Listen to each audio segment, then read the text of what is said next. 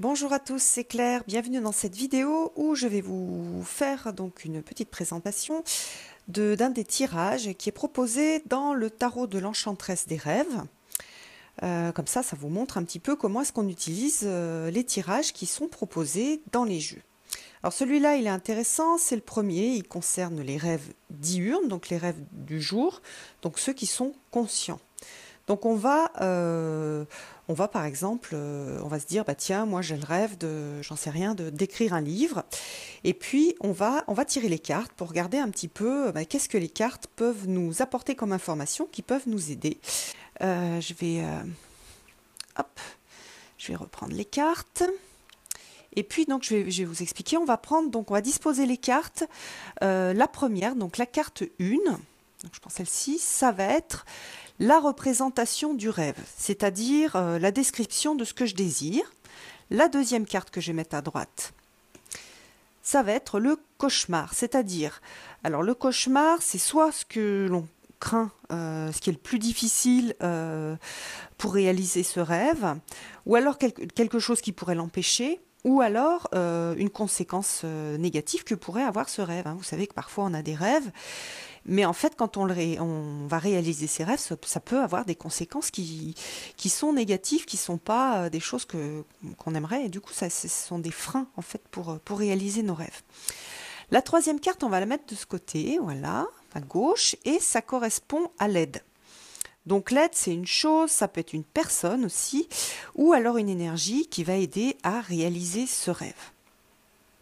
Après, donc au-dessus, on va avoir une action à faire pour qui va aider, donc si elle est accomplie, à réaliser le rêve. Et puis donc la dernière carte, hop, Lo Scarabeo nous dit que c'est donc le résultat, c'est une des conséquences qui dériveront de la réalisation du rêve. Voilà. Donc après, on va regarder un petit peu les cartes. Alors, soit vous voulez le faire en intuitif, soit vous utilisez ce qui est écrit dans le petit bouquin, sachant que le petit bouquin, voilà, c'est un petit bouquin de Lo Scarabeo. On va le faire un petit peu, moi je vais vous le montrer un peu en utilisant un mélange des deux techniques, parce que c'est un peu ce que je fais, c'est-à-dire que je ne peux pas oublier non plus ce que signifient les cartes. Mais là, c'est assez visuel, donc c'est intéressant quand même de le faire en intuitif.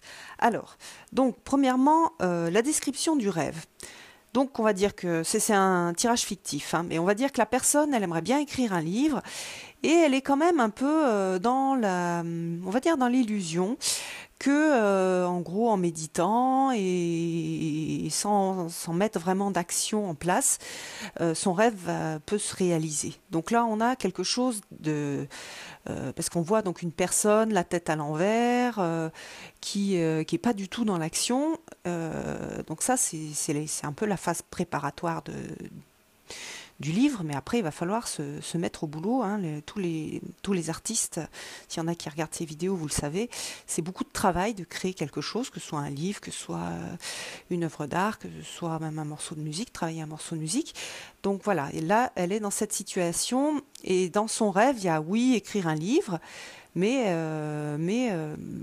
est-ce qu'elle a suffisamment de force en elle pour réaliser ce livre, et de volonté.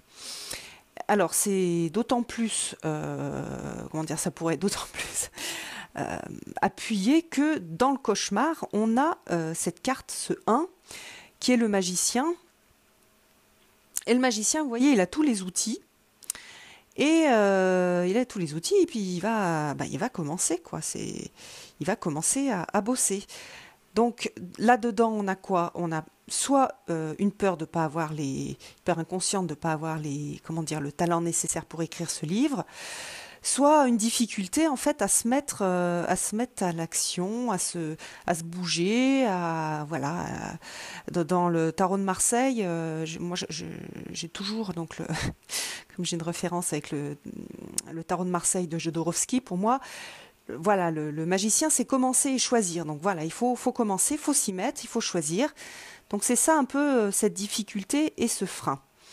Alors, Après, nous avons la carte de l'aide. Donc, c'est une chose, une personne, une énergie qui aidera à réaliser le rêve. Et là, on a le 8 d'épée. Le 8 d'épée, c'est le fait de se trouver, de se sentir coincé. Mais en fait, c'est quelque chose qui est très mental. C'est pas du tout, on n'est pas dans de la réalité physique. Et là, on a une personne qui ne veut pas se regarder dans le miroir. Elle ne veut pas voir ce qu'il y a dans le miroir parce que ça ne lui plaît pas. Hein, voilà, l'image, c'est vrai, ne donne pas très envie. Donc, l'aide, c'est justement de sortir de cette peur et de se regarder en face et de voir qui je suis, qu'est-ce que je suis capable de faire, qu'est-ce que je suis capable de mettre en œuvre. Peut-être que la personne s'est mis une grosse pression et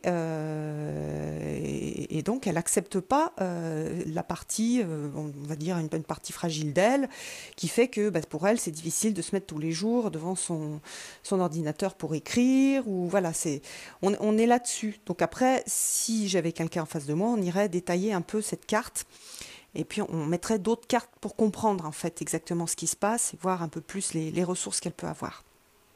Mais enfin, on a quand même certaines ressources dans cette carte-là, qui est la carte de la tempérance. Alors, la carte de la tempérance, c'est quoi? C'est par exemple, au lieu de rêver d'écrire son livre en 1 an, et puis comme ça, elle sait qu'elle ne va pas y arriver, et donc elle procrastine, se dire d'être plutôt sur faire petit à petit, faire des petits pas, des choses qu'elle est capable de faire, et faire petit à petit, voilà, l'écriture de son livre. Ou alors de se dire que je peux peut-être revoir un peu, que c'est peut-être pas un livre qu'elle peut écrire, mais peut-être une nouvelle, ou voilà, on va partir là-dessus. Et puis après, donc, on a le résultat. Alors, le résultat, c'est l'as de coupe. C'est la réalisation de quelque chose qu'on aime, qu'on a envie de faire. Donc, on voit, par exemple, si ça avait été une personne réelle, j'aurais dit, c'est une très bonne idée d'écrire un livre, parce que on va arriver sur quelque chose de très positif, de très, comment dire, ça va valoriser la personne, elle va reprendre confiance en elle, etc.